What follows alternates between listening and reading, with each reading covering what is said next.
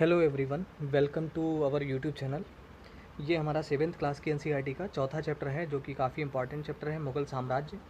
तीसरा चैप्टर जो था वो दिल्ली के सुल्तान, काफ़ी इंपॉर्टेंट था, वो भी हम लोगों ने देखा। तो आप चाहें तो अगर तीसरा चैप्टर नहीं देखा है तो आप वहाँ से देख सकते हैं।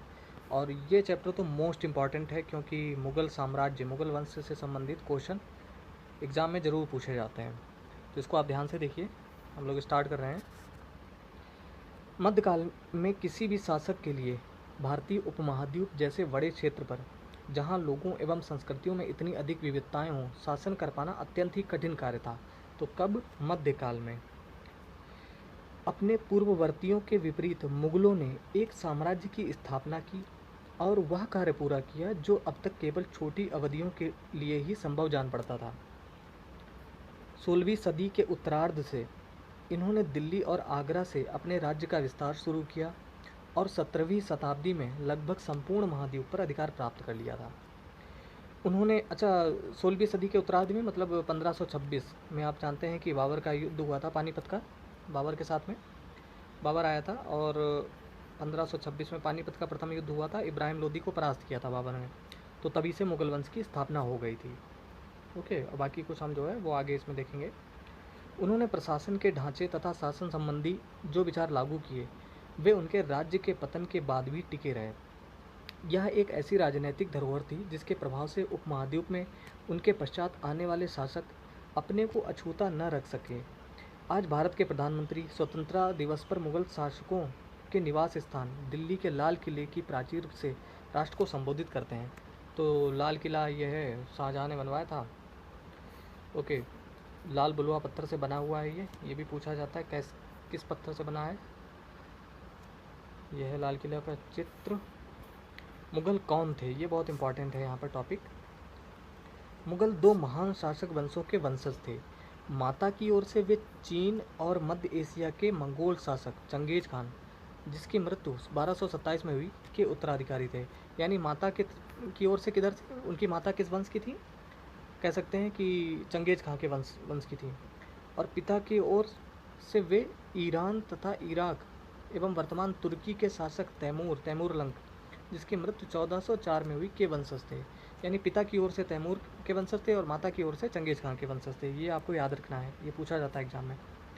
ओके, परंतु मुगल अपने को मुगल या मंगोल कहलाना पसंद नहीं करते थे। ऐसा इसलिए था क्योंकि चंगेज खान से जुड़ी स्मृतियां सैकड़ों व्यक्तियों के नरसंहार से संबंधित थीं। यही स्मृतियां मुगलों के प्रतियोगियों उज़्बेकों से भी संबंधित थीं। दूसरी तरफ मुगल तैमूर के वंशज होने का गर्व का अनुभव करते थे, ज़्यादा इसलिए क्योंकि उनके इस महान पूर्वज ने 1398 में दिल्ली पर कब्जा कर लिया था। किसने? तैमूर ने। आगे है चित्र। तैमूर, उसके उत्तराधिकारी और मुगल सम्राटों का एक लघु चित्र जो 1702 से 1712 के बीच में है। मध्य में तैमूर है, ये चित्र मैं आपको दिखा दूं। मध्य में तैमूर है और उसकी दाहिनी ओर उसका पुत्र मीरान शाह, ये जो प्रथम मुगल सम्राट बाबर का लकड़ दादा था। और उसके बाद अबू सैद, ये जो अबू सैद हैं बाबर के दादा। तैमूर की बाईं ओर सुल्तान मोहम्मद मिर्ज़ा, जो बाबर के परदादा, ये हैं। और उमर शेख, बाबर के पिता, ये हैं। तैमूर की दाहिनी ओर तीसरे, चौथे और पाँचवें व्यक्ति मुगल सम्राट बाबर, अकबर और शाहजहाँ हैं। तो ये बाबर हैं, ये अकबर हैं और ये शाहजहाँ हैं। तैमूर की हाँ, और उसकी दाईं ओर उसी क्रम में हुमायूं, जहांगीर और औरंगजेब हैं। तो ऐसा ये चित्र है, यहाँ पे दिया गया है। ओके, उन्होंने अपनी वंशावली का प्रदर्शन चित्र बनवा कर किया। प्रत्येक मुगल शासक ने तैमूर के साथ अपना चित्र बनवाया। ओके, उसके बाद है मुगल सैन्य अभियान। तो इसमें क्या है? प्रथम मुगल शासक बाबर, जो कि जिनका शासन 1526 से शुरू हुआ और 1530 में, चूँकि बाबर की मृत्यु हो गई थी तो इतने वर्षों का रहा, ने जब 1494 में फरघाना राज्य का उत्तराधिकार प्राप्त किया। किसने? बाबर ने। तो उसकी उम्र केवल 12 वर्ष की थी।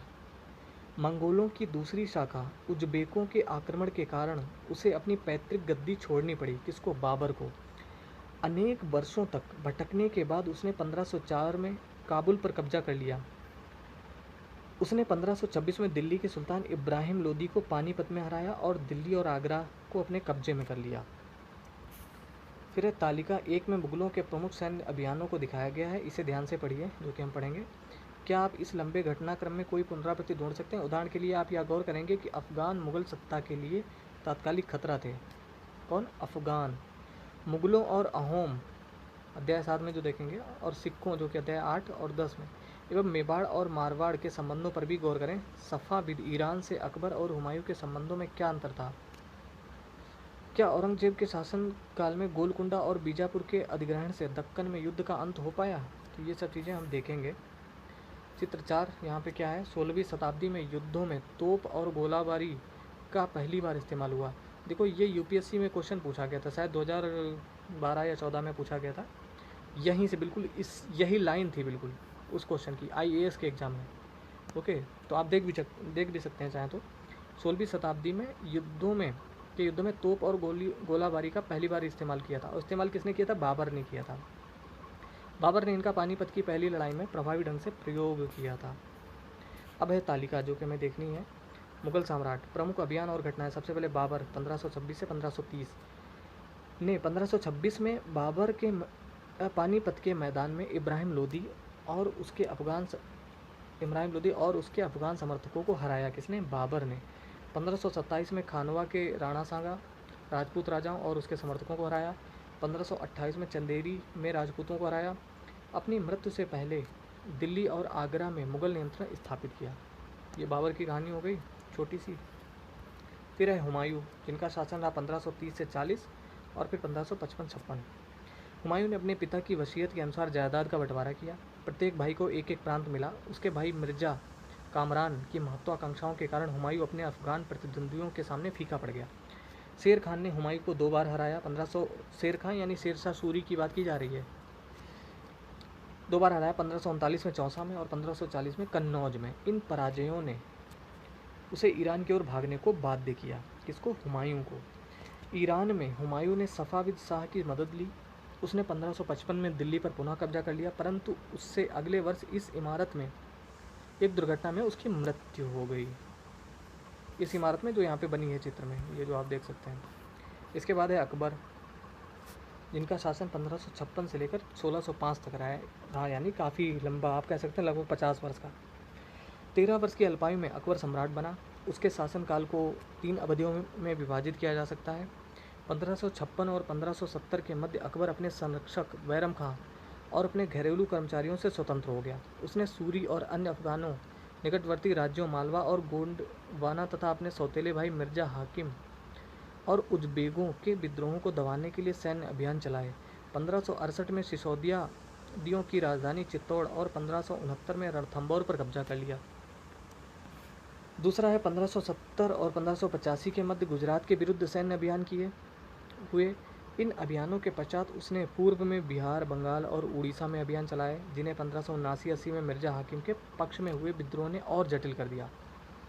तीसरा पॉइंट है 1585 से 1605 के मध्य अकबर के साम्राज्य का विस्तार हुआ। उत्तर पश्चिम में अभियान चलाए गए। सफ़ाविदों को हराकर कांधार पर कब्जा किया गया और कश्मीर को भी जोड़ लिया गया। मिर्जा हाकिम की मृत्यु के पश्चात काबुल को भी उसने अपने राज्य में मिला लिया। दक्कन में अभियानों की शुरुआत हुई और बरार, खानदेश और अहमदनगर के कुछ हिस्सों को भी उसने अपने राज्य में मिला लिया। उसने अपने शासन के अंतिम वर्षों में अकबर की सत्ता राजकुमार सलीम, जो कि उसका बेटा था, के विद्रोहों के कारण लड़खड़ाई। यही सलीम आगे चलकर सम्राट जहांगीर कहलाया। फिर जहांगीर, जो कि सलीम थे, इनका शासन 1605 से 1627 तक रहा। जहांगीर ने अकबर के सैन्य अभियानों को आगे बढ़ाया। मेवाड़ के सिसोदिया शासक अमर सिंह ने मुगलों की सेवा स्वीकार की। इसके बाद सिखों, अहोमों और अहमदनगर के खिलाफ अभियान चलाए गए, जो पूर्णतः सफल नहीं हुए। जहांगीर के शासन के अंतिम वर्षों में राजकुमार खुर्रम, जो बाद में सम्राट शाहजहां कहलाया, तो ये नाम आप याद रखिए, क्योंकि ये पूछे जा सकते हैं एग्जाम में कि खुर्रम किसका नाम था? शाहजहां का। सलीम किसका नाम था? जहांगीर का। जहांगीर की पत्नी नूरजहां ने शाहजहां को हाशिए पर ढकेलने के प्रयास किए, जो असफल रहे। अब है शाहजहां 1627 से 1658। दक्कन में शाहजहां के अभियान जारी रहे। अफगान अभिजात खान जहां लोदी ने विद्रोह किया और वह पराजित हुआ। अहमदनगर के विरुद्ध अभियान हुआ जिसमें बुंदेलों की हार हुई और ओरछा पर कब्जा कर लिया गया। उत्तर पश्चिम में बल्ख पर कब्जा करने के लिए उज्बेकों के विरुद्ध अभियान हुआ जो असफल रहा। परिणाम स्वरूप कांधार सफ़ाविदों के हाथों में चला गया। 1632 में अंततः अहमदनगर को मुगलों के राज्य में मिला लिया गया। तो कब मिला लिया गया अहमदनगर को? 1632 में। और बीजापुर की सेनाओं ने सुलह के लिए निवेदन किया। 1657-58 में शाहजहां के पुत्रों के बीच उत्तराधिकार को लेकर झगड़ा शुरू हो गया। इसमें औरंगजेब की विजय हुई और दारा शिकोह अपने समेत उसके तीनों भाइयों को मौत के घाट उतार दिया गया। शाहजहां को उसकी शेष जिंदगी के लिए आगरा में कैद कर दिया गया। यानी शाहजहां, जो उनके पिता का नाम था औरंगजेब के, आगरे के किले में कैद कर दिया गया। फिर औरंगजेब जो शाहजहां का बेटा था, 1658 से 1707 तक। 1663 में उत्तर पूर्व में अहोमों की पराजय हुई, परंतु उन्होंने 1680 में पुनः विद्रोह कर दिया। उत्तर पश्चिम में यूसुफजाई और सिखों के विरुद्ध अभियानों को अस्थायी सफलता मिली। मारवाड़ के राठौड़ राजपूतों ने मुगलों के खिलाफ विद्रोह किया। इसका कारण था उनकी आंतरिक राजनीति और उत्तराधिकार के मसलों में मुगलों का हस्तक्षेप। मराठा सरदार शिवाजी के विरुद्ध मुगल अभियान प्रारंभ में सफल रहे, परंतु औरंगजेब ने शिवाजी का अपमान किया और शिवाजी आगरा स्थित मुगल कैदखाने से भाग निकले। उन्होंने अपने को स्वतंत्र शासक घोषित करने के पश्चात मुगलों के विरुद्ध पुनः अभियान चलाए। राजकुमार अकबर ने औरंगजेब के विरुद्ध विद्रोह किया। अच्छा, राजकुमार अकबर जो चर्चा की जा रही है, ये औरंगजेब का बेटा था, एक शाहजादा अकबर। ठीक है, एक तो अकबर आप जानते हैं हुमायूं का बेटा था, लेकिन ये अकबर एक शाहजादा अकबर के नाम से था, औरंगजेब के बेटा। औरंगजेब के विरुद्ध विद्रोह किया जिससे उसे मराठों और दक्कन की सल्तनत का सहयोग मिला। अंततः वह सफ़ाविद ईरान भाग गया। अकबर के विद्रोह के पश्चात, यानी जो अकबर मतलब इनका बेटा, के पश्चात औरंगजेब ने दक्कन के शासकों के विरुद्ध सेनाएं भेजी। 1685 में बीजापुर और 1687 में गोलकुंडा को मुगलों ने अपने राज्य में मिला लिया। 1698 में औरंगजेब ने दक्कन में मराठों, जो छापामार पद्धति का उपयोग कर रहे थे, के विरुद्ध अभियान का प्रबंध स्वयं किया। औरंगजेब को उत्तर भारत में सिखों, जाटों और सतनामियों, उत्तर पूर्व में अहोमों और दक्कन में मराठों के विद्रोहों का सामना करना पड़ा। उसकी मृत्यु के पश्चात उत्तराधिकार के लिए युद्ध शुरू हो गया। तो 1707 में अहमदनगर में ही मृत्यु हुई थी औरंगजेब की। उसके बाद इनके बेटों में उत्तराधिकार के लिए युद्ध हुआ और जो मोहम्मद मुअज्जम था वही बहादुर शाह प्रथम के नाम से अगला मुगल बादशाह बना था। तो ये अकबर का शासन 1605 में, उसका चित्र है यहाँ पर। तो ये काबुल से लेकर कांधार से लेकर कहाँ तक था पूरा, ये बरार पटना, ये सब जो है अहमदनगर के यहाँ तक आ गया था। उत्तराधिकार की मुगल परंपराएं। मुगल ज्येष्ठाधिकार के नियम में विश्वास नहीं करते। ज्येष्ठाधिकार मतलब बड़े बेटे को अधिकार देना, जिसमें ज्येष्ठ पुत्र अपने पिता के राज्य का उत्तराधिकारी होता था। इसके विपरीत उत्तराधिकार में वे सहदायाद की मुगल और तैमूर वंशों की प्रथा को अपनाते थे, जिसमें उत्तराधिकार का विभाजन समस्त पुत्रों में कर दिया जाता था। तालिका 1 में दिए गए रंगीन उदाहरणों को पढ़िए और मुगल राजकुमारों के विद्रोह से जुड़े प्रमाणों पर गौर कीजिए, जो कि हम पढ़ चुके हैं। आपके अनुसार उत्तराधिकार का कौन सा तरीका सही था, ज्येष्ठाधिकार या सहदायद? ओके, यहाँ पर है राजपूतों के साथ मुगलों की शादियाँ। जहांगीर की माँ कच्छवा की राजकुमारी थी, वह अंबर वर्तमान में जयपुर के राजपूत शासक की पुत्री थी। शाहजहां की माँ एक राठौड़ राजकुमारी थी, वह मारवाड़ यानी जोधपुर के राजपूत शासक की पुत्री थी। तो राजपूतों से संबंध थे। अब है मुगलों के अन्य शासकों के साथ संबंध। तालिका 1 को फिर से देखें, आप पाएंगे कि मुगलों ने उन शासकों के विरुद्ध लगातार अभियान किए जिन्होंने उनकी सत्ता को स्वीकार करने से इनकार कर दिया। जब मुगल शक्तिशाली हो गए तो कई अन्य शासकों ने स्वेच्छा से उनकी सत्ता स्वीकार कर ली। राजपूत इसका एक अच्छा उदाहरण है। अनेकों ने मुगल घराने में अपनी पुत्रियों के विवाह करके उच्च पद प्राप्त किए, परंतु कईयों ने विरोध भी किया। सिसोदिया राजपूत लंबे समय तक मुगलों की सत्ता को स्वीकार करने से इनकार करते रहे, परंतु जब वे हारे तो मुगलों ने उनके साथ सम्माननीय व्यवहार किया और उन्हें उनकी जागीरें यानी वतन जागीर के रूप में वापस कर दी। पराजित करने परंतु अपमानित न करने की भी सावधानी से बनाए गए संतुलन की वजह से मुगल भारत के अनेक शासकों और सरदारों पर अपना प्रभाव बढ़ा पाए, परंतु इस संतुलन को हमेशा बरकरार रखना कठिन था। एक बार फिर तालिका 1 में देखें, गौर करें कि जब शिवाजी मुगल सत्ता स्वीकार करने आए तो औरंगजेब ने उनका अपमान किया। इस अपमान का क्या परिणाम हुआ? मनसबदार और जागीरदार जैसे जैसे साम्राज्य में विभिन्न क्षेत्र सम्मिलित होते गए, वैसे वैसे मुगलों ने तरह तरह के सामाजिक समूहों के सदस्यों को प्रशासन में नियुक्त करना आरंभ किया। शुरू शुरू में ज़्यादातर सरदार तुर्की यानी तुरानी थे, लेकिन अब इस छोटे समूह के साथ साथ उन्होंने शासक वर्ग में ईरानियों, भारतीय मुसलमानों, अफगानों, राजपूतों, मराठों और अन्य समूहों को सम्मिलित किया। मुगलों की सेवा में आने वाले नौकरशाह मनसबदार कहलाए। मनसबदार शब्द का प्रयोग ऐसे व्यक्तियों के लिए होता था जिन्हें कोई मनसब यानी कोई सरकारी हैसियत अथवा पद मिलता था। यह मुगलों द्वारा चलाई गई श्रेणी व्यवस्था थी, जिसके जरिए पद, वेतन एवं सैन्य उत्तरदायित्व निर्धारित किए जाते थे। पद और वेतन का निर्धारण जाति की संख्या पर निर्भर था। जाति की संख्या जितनी अधिक होती थी, दरबार में अभिजात की प्रतिष्ठा उतनी ही बढ़ जाती थी और उसका वेतन भी उतना अधिक होता था। तो जात की श्रेणियाँ मतलब यहाँ पे क्या है, 5000 जात वाले अभिजातों का दर्जा 1000 जात वालों अभिजातों से ऊंचा था। अकबर के शासनकाल में 29 ऐसे मनसबदार थे जो 5000 जात की पदवी के थे। औरंगजेब के शासनकाल तक ऐसे मनसबदारों की संख्या 79 हो गई थी। क्या इसका अर्थ यह हुआ कि राज्य का खर्चा बढ़ गया। ओके, आगे बढ़ते हैं। जो सैन्य उत्तरदायित्व मनसबदारों को सौंपे जाते थे, उन्हीं के अनुसार उन्हें घुड़सवार रखने पड़ते थे। मनसबदार अपने सवारों के निरीक्षण के लिए जाते थे। वे अपने सैनिकों के घोड़ों को दगवाते थे एवं सैनिकों का पंजीकरण करवाते थे। घोड़ों को दगवाते थे मतलब उस पर ठप्पा, कोई मुहर लगवा देते थे। इन कार्रवाइयों के बाद ही उन्हें सैनिकों को वेतन देने के लिए धन मिलता था। मनसबदार अपना वेतन राजस्व एकत्रित करने वाली भूमि के रूप में पाते थे, जिसे जागीर कहते थे, जो तकरीबन इक्ताओं के समान थी। तो इक्ताओं के बारे में हम लोगों ने पिछले चैप्टर में देखा था, आप पढ़ सकते हैं। परंतु मनसबदार मुक्तियों से भिन्न थे। मुक्ति जो कि हम लोगों ने पिछले चैप्टर में ही पढ़ा था, अपने जागीरों पर नहीं रहते थे और न ही उन पर प्रशासन करते थे। उनके पास अपनी जागीरों से केवल राजस्व प्राप्त करने का अधिकार था। यह राजस्व उनके नौकर उनके लिए एकत्रित करते थे, जबकि वे स्वयं देश के किसी अन्य भाग में सेवारत रहते थे। अकबर के शासनकाल में इन जागीरों का सावधानीपूर्वक आकलन किया जाता था ताकि इनका राजस्व मनसबदार के वेतन के तकरीबन बराबर रहे।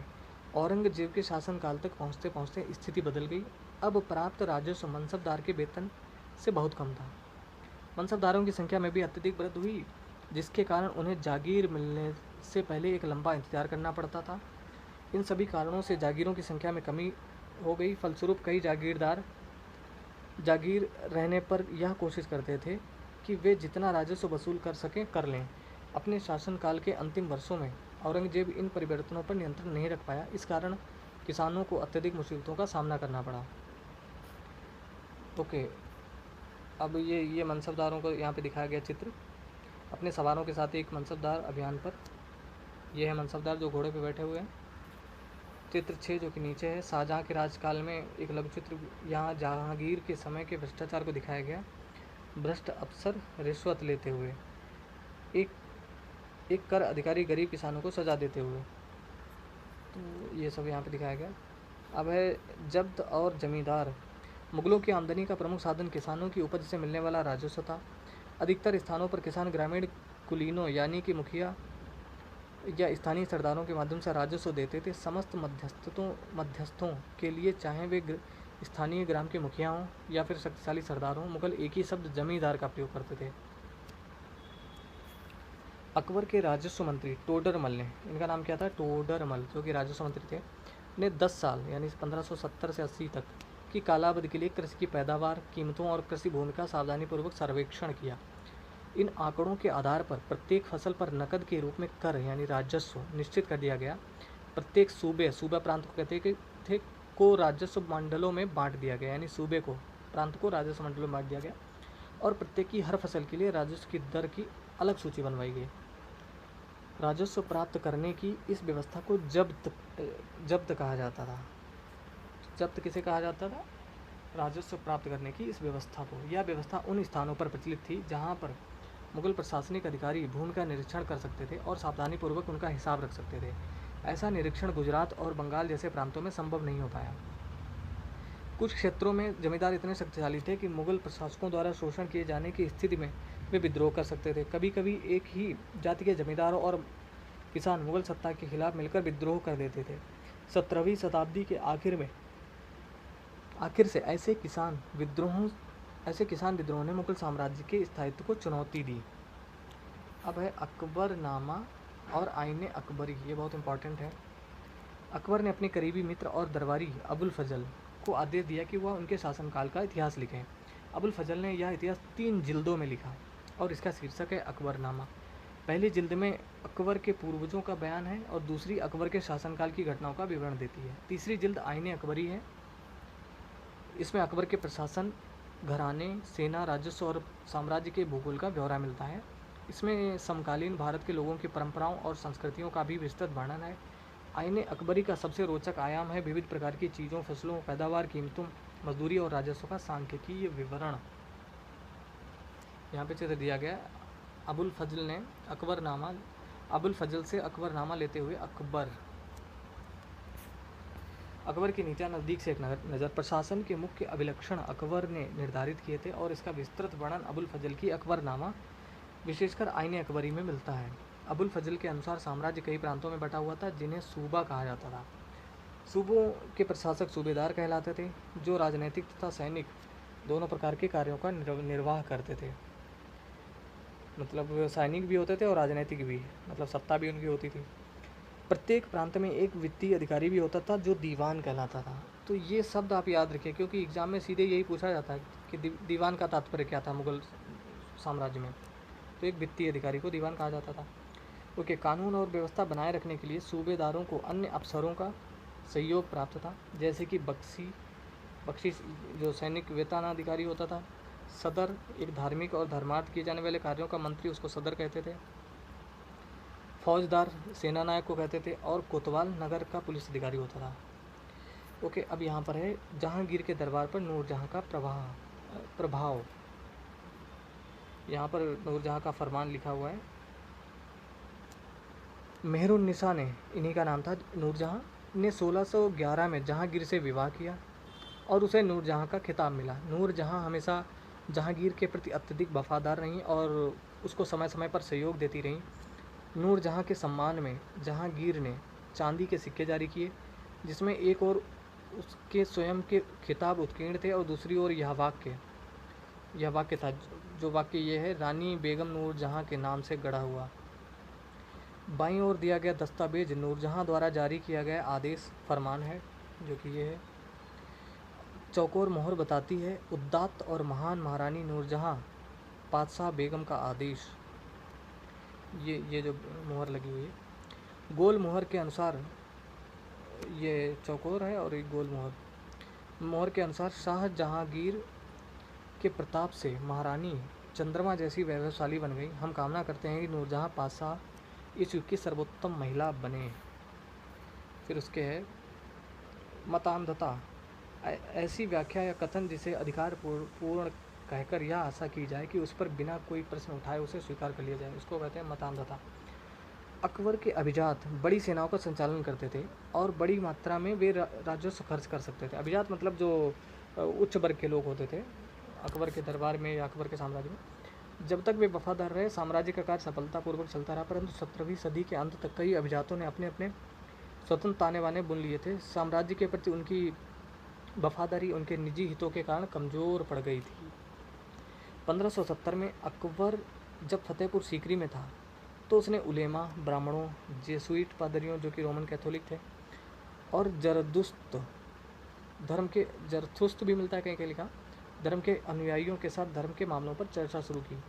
ये चर्चाएं इबादत खाना में हुई। अकबर की रुचि विभिन्न व्यक्तियों के धर्मों और रीति रिवाजों में थी। इस विचार विमर्श से अकबर की समझ बनी कि जो विद्वान धार्मिक रीति और मतान्धता पर बल देते हैं वे अक्सर कट्टर होते हैं। उनकी शिक्षाएं प्रजा के बीच विभाजन और असामंजस्य पैदा करती हैं। ये अनुभव अकबर को सुलह एक कुल यानी सर्वत्र शांति यानी सब जगह शांति के विचार की ओर ले गए। सहिष्णुता की यह धारणा विभिन्न धर्मों के अनुयायियों में अंतर नहीं करती थी, अपितु इसका केंद्र बिंदु थी नीति शास्त्र की एक व्यवस्था जो सर्वत्र लागू की जा सकती थी और जिसमें केवल सच्चाई, न्याय और शांति पर बल था। यहाँ पे एक चित्र दिया गया है, इबादत खाना में अकबर विभिन्न धर्मों के विद्वानों के साथ चर्चा करते हुए। तो यहाँ पर ये सभी विद्वान बैठे हुए हैं और ये अकबर बैठे हुए हैं इबादत खाना में। ओके, अबुल फजल ने सुलह कुल के विचार पर आधारित शासन दृष्टि बनाने में अकबर की मदद की। शासन के इस सिद्धांत को जहांगीर और शाहजहां ने भी अपनाया। सुलह एक कुल क्या था, ये एग्जाम में पूछा जाता है, तो इसके बारे में थोड़ा सा जान लेते हैं। अकबर की सुलह एक कुल की नीति का उसके पुत्र जहांगीर ने इस प्रकार वर्णन किया है। ईश्वरीय अनुकंपा की विस्तृत आंचल में सभी वर्गों और सभी धर्मों के अनुयायियों की एक जगह है, इसलिए उसके विशाल साम्राज्य में, जिसकी चारों ओर की सीमाएं केवल समुद्र से ही निर्धारित होती थीं, विरोधी धर्मों के अनुयायियों और तरह तरह के अच्छे बुरे विचारों के लिए जगह थी। यहाँ असहिष्णुता का मार्ग बंद था। यहाँ सुन्नी और शिया एक ही मस्जिद में इकट्ठे होते थे और ईसाई और यहूदी एक ही गिरजे में प्रार्थना करते थे। उसने सुसंगत तरीके से सार्विक शांति यानी सुलह कुल के सिद्धांत का पालन किया। तो ये सुलह कुल की नीति थी इस प्रकार की। अब है 17वीं शताब्दी में और उसके पश्चात मुगल साम्राज्य की प्रशासनिक और सैनिक कुशलता के फलस्वरूप आर्थिक और वाणिज्यिक समृद्धि में वृद्धि हुई। विदेशी यात्रियों ने इसे वैसा धनी देश बताया जैसा कि किस्से कहानियों में वर्णित होता रहा है, परंतु यही यात्री इस प्रचुरता के साथ मिलने वाली दरिद्रता को देखकर विस्मित रह गए। सामाजिक असमानताएं साफ दिखाई पड़ती थी। शाहजहां के शासनकाल के 20वें वर्ष के दस्तावेजों से हमें पता चलता है कि ऐसे मनसबदार जिनको उच्चतम पद प्राप्त था कुल 8000 में से 445 ही थे। कुल मनसबदारों की एक छोटी संख्या 5.6% की ही साम्राज्य के अनुमानित राजस्व का 61.5% को ही राजस्व का इतना प्रतिशत स्वयं उनके सवारों के वेतन के रूप में दिया जाता था, यानी 5.6% को इतना मिलता था। मुगल सम्राट और उनके मनसबदार अपनी आय का बहुत बड़ा भाग वेतन और वस्तुओं पर लगा देते थे। इन खर्चों से शिल्पकारों और किसानों को लाभ होता था, चूँकि वे वस्तुएं और फसलों की पूर्ति करते थे, परंतु राजस्व का भार इतना था कि प्राथमिक उत्पादकों यानी किसान और शिल्पकारों के पास निवेश के लिए बहुत कम धन बचता था। इससे जो बहुत गरीब थे, मुश्किल से ही पेट भर पाते थे। वे उत्पादन शक्ति बढ़ाने के लिए अतिरिक्त संसाधनों में औजारों और अन्य वस्तुओं में निवेश करने की बात सोच भी नहीं सकते थे। ऐसी अर्थव्यवस्था में ज़्यादा धनी किसान, शिल्पकारों के समूह, व्यापारी और महाजन ज़्यादा लाभ उठाते थे। मुगलों के कुलीन वर्ग के हाथों में बहुत धन और संसाधन थे, जिनके कारण 17वीं सदी के अंतिम वर्षों में वे अत्यधिक शक्तिशाली हो गए। जैसे जैसे मुगल सम्राट की सत्ता पतन की ओर बढ़ती गई, वैसे वैसे विभिन्न क्षेत्रों के सम्राट के सेवक स्वयं ही सत्ता के शक्तिशाली केंद्र बनने लगे। इनमें से कुछ ने नए वंश स्थापित किए और हैदराबाद और अवध जैसे प्रांतों में अपना नियंत्रण जमाया। यद्यपि वे दिल्ली के मुगल सम्राट को स्वामी के रूप में मान्यता देते रहे, तथापि 18वीं शताब्दी तक साम्राज्य के कई प्रांत अपनी स्वतंत्र राजनीतिक पहचान बना चुके थे। इस बारे में हम 10वें अध्याय में विस्तार से चर्चा करेंगे। ठीक है, तो वो 10वें अध्याय में चर्चा करेंगे। अन्यत्र, अब ये अन्यत्र एक छोटा सा कालम होता है, इसको भी जान लेते हैं कि दूसरी जगह क्या हो रहा था दुनिया में। राजा और रानियाँ। 16वीं सदी में मुगलों के लगभग समकालीन संसार के विभिन्न भागों में भी कई महान राजा रानियाँ थे। इनमें ऑटोमन साम्राज्य जो है ना तुर्की का था, के सुल्तान सुलेमान, इनका शासनकाल 1520 से 66 तक था, 1500 शामिल है। उनके राज्य में ऑटोमन राज्य का विस्तार यूरोप की ओर हुआ। उसने हंगरी को अपने राज्य के साथ मिला लिया और ऑस्ट्रिया को घेर लिया। उसकी फ़ौजों ने बगदाद और इराक भी हथिया लिया। मोरक्को तक उत्तरी अफ्रीका का बहुत सा हिस्सा ऑटोमन सत्ता को मानता था। सुलेमान ने ऑटोमन नौसेना का पुनर्गठन किया। पूर्वी भूमध्य सागर के इलाकों पर इस नौसेना के प्रभुत्व की वजह से स्पेन के साथ उसकी प्रतिस्पर्धा हुई। अरब सागर में इस नौसेना ने पुर्तगालियों को चुनौती दी। सम्राट को अल कानूनी यानी विधि निर्माता का खिताब दिया गया, क्योंकि उसके शासनकाल में बड़ी संख्या में नियम कानून बनाए गए थे। इन नियमों का लक्ष्य यह था कि बढ़ते हुए साम्राज्य के विभिन्न क्षेत्रों को ध्यान में रखते हुए प्रशासनिक तरीकों का मानकीकरण हो, ताकि किसानों को बेगार और भारी करों से बचाया जा सके। आगे चलकर 17वीं शताब्दी में ऑटोमन क्षेत्रों में जब सार्वजनिक व्यवस्था का पतन हुआ, तो सुलेमान कानूनी के काल को आदर्श शासनकाल के रूप में याद किया जाने लगा। अकबर के अन्य समकालीन शासकों के बारे में पता लगाएं। इंग्लैंड की शासक रानी एलिजाबेथ, ईरान, ये समकालीन मतलब उसी काल में जब अकबर का शासन यहाँ था, उसी समय इंग्लैंड में एलिजाबेथ 1500 यहाँ पे दिया गया है, आप देख सकते हैं। ईरान का सफ़ाविद शासक शाह अब्बास और इससे कहीं ज़्यादा विवादास्पद रूस की शासक जार इवान चतुर्थ वेसिलिएविच, जो इवान दी टेरिबल नाम से कुख्यात है, मतलब प्रख्यात नहीं है, कुख्यात है। तो दोस्तों ये चैप्टर था और जिसे हम लोगों ने अच्छी तरह कवर कर लिया। ये सारे शब्द थे जिनको हमने देखा। और तो दोस्तों ये चैप्टर कैसा लगा आपको, आप हमें कमेंट में ज़रूर बताएं। अगर कुछ इसमें सुधार की आवश्यकता है तो आप हमें अपना सुझाव ज़रूर दे सकते हैं, जिससे हम थोड़ा और इम्प्रूव कर सकें इसे। अगर अच्छा लगा हो तो प्लीज़ आप इसको लाइक कर दें और इसको शेयर ज़रूर करें। चैनल पर आप नए हैं तो प्लीज़ सब्सक्राइब कर लें और बेल आइकन को ज़रूर प्रेस करें, ताकि हम जब भी कोई इंपॉर्टेंट वीडियो अपलोड करें तो आपके पास नोटिफिकेशन आ जाए। तो दोस्तों ये वीडियो देखने के लिए आप सभी का बहुत बहुत धन्यवाद। अगर आप हमारे टेलीग्राम चैनल पर जुड़ना चाहते हैं तो उसकी लिंक डिस्क्रिप्शन में मिल जाएगी। तो ये वीडियो देखने के लिए बहुत बहुत धन्यवाद। मिलते हैं अगले वीडियो में, तब तक के लिए जय हिंद।